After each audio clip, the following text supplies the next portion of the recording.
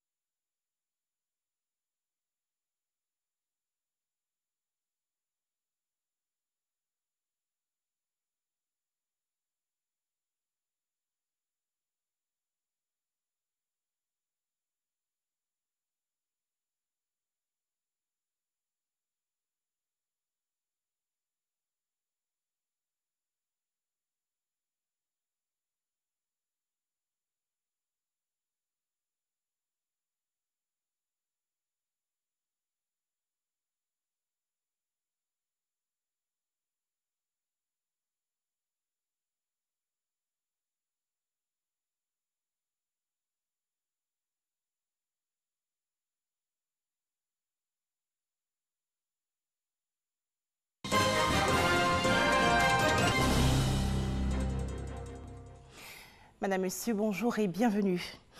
Fin hier de la visite d'amitié et de travail en Côte d'Ivoire du président français Emmanuel Macron. Le président ivoirien Alassane Ouattara et son hôte ont officiellement annoncé la fin prochaine du franc CFA et la naissance de la nouvelle monnaie, l'ECO, en 2020.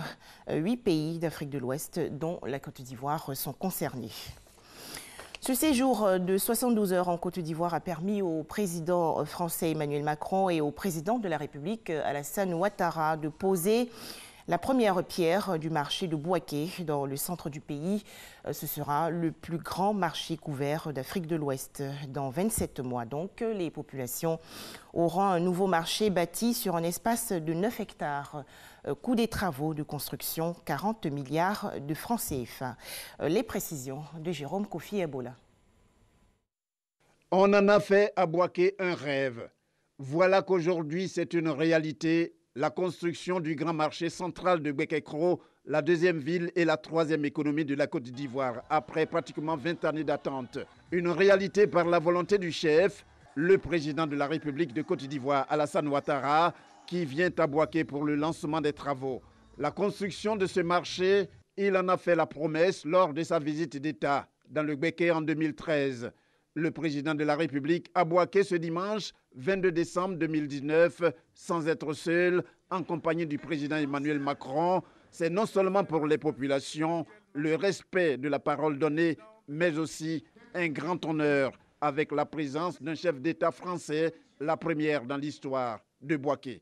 Le caractère exceptionnel de l'événement qui nous réunit ce jour pour poser la première pierre du nouveau grand marché de Bouaké.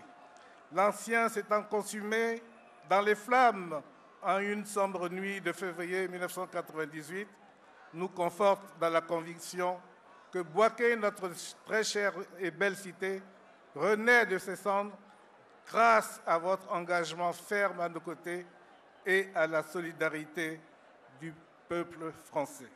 Excellence, Monsieur le Président de la République, vous êtes un homme de parole. Vous nous avez promis ce beau marché et vous êtes en train de le réaliser. La présence à vos côtés à Bouaké, deuxième ville du pays, de son Excellence Emmanuel Macron, président de la République française, nous honore grandement. C'est pourquoi, Cette population, comme vous pouvez le constater, et dont la joie est indicible, voudrait par ma modeste voix vous souhaiter à Kwaba, danser à Bouaké, la cité de l'hospitalité. La pose de la première pierre du grand marché de Bouaké, effectuée par les deux chefs d'État, ivoiriens et français, se veut, comme on le voit, le symbole de la coopération renforcée entre la Côte d'Ivoire et la France. Financé à hauteur d'environ 40 milliards de francs CFA par l'Agence française de développement dans le cadre du contrat de désendettement et de développement, le grand marché de Bouaké, sur une superficie de 9 hectares, sera le plus grand couvert d'Afrique de l'Ouest.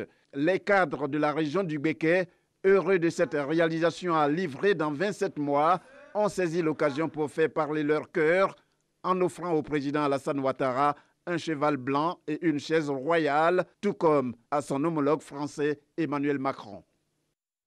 À noter également cette autre activité à l'occasion de la visite en Côte d'Ivoire du président français. L'initiative Choose Africa a été présentée récemment par le ministre français de l'économie et des finances, Bruno Le Maire, aux petites et moyennes entreprises ivoiriennes. L'occasion pour le groupe Agence française de développement qui pilote ce programme de signer 3 nouveaux projets dans le cadre du déploiement de Choose Africa en Côte d'Ivoire. Religion des pèlerins ivoiriens sur les traces de Jésus-Christ en Israël. Le pèlerinage a commencé par la ville de Jérusalem. Les détails dans le journal de 13h. L'actualité hors de chez nous, fin hier à Bamako, au Mali, du dialogue national inclusif.